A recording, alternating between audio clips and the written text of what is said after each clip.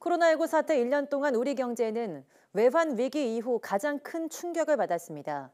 특히 가뜩이나 꽁꽁 얼어붙었던 신규 채용이 아예 사라지다시피 하면서 현재 20대가 잃어버린 세대가 될 거란 우려도 커지고 있습니다.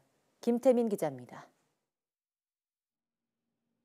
20대 대학생 김규원 씨는 지난 학기 휴학을 결정하고 일찌감치 취업 준비에 나섰습니다. 가뜩이나 꽁꽁 얼어붙은 취업 시장에 코로나 여파까지 겹치면서 힘든 점은 한두 가지가 아닙니다. 보통 취업할 때 교수님이나 선배들한테 도움을 많이 얻곤 하는데 그 부분도 비대면 수업을 통해 힘들게 되었고 취업 박람회 같은 것도 열리지 않아서 정보력으로도 좀 힘든 면이 많이 있습니다. 실제 최근 대학가에서는 아예 기업 공채를 포기하고 전문직 시험을 준비하는 추세가 자리 잡고 있습니다. 이처럼 코로나19 사태로 이어진 경제 충격, 그 가운데서도 20대 청년층의 고용은 직격탄을 맞았습니다. 지난해 연간 고용 통계를 보면 20대 취업자 수는 전년보다 14만 6천 명 줄어 외환위기 당시였던 지난 1998년 이후 22년 만에 가장 큰 폭으로 감소했습니다.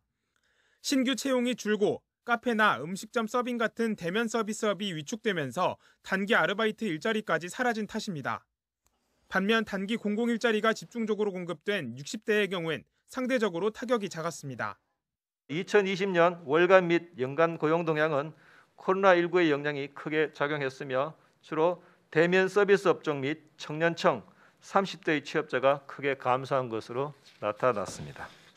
정부는 올해 1분기 안에 공공기관 신규 채용을 큰 폭으로 늘리는 등 서둘러 대책 마련에 나섰습니다.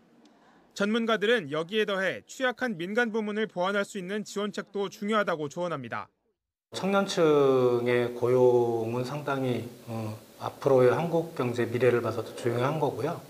공공 일자리 수를 늘리는 건 사실은 근본적인 한계가 있고요.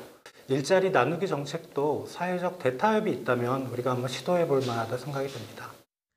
청년층의 고용 불안은 결혼과 출산 기피 등 수많은 사회 문제로 이어지는 근본적 원인이 되고 있습니다. 결국 진정한 의미의 코로나19 위기 극복을 위해서는 청년 실업 문제 해결의 실마리를 찾는 것이 시급해 보입니다. YTN 김태민입니다.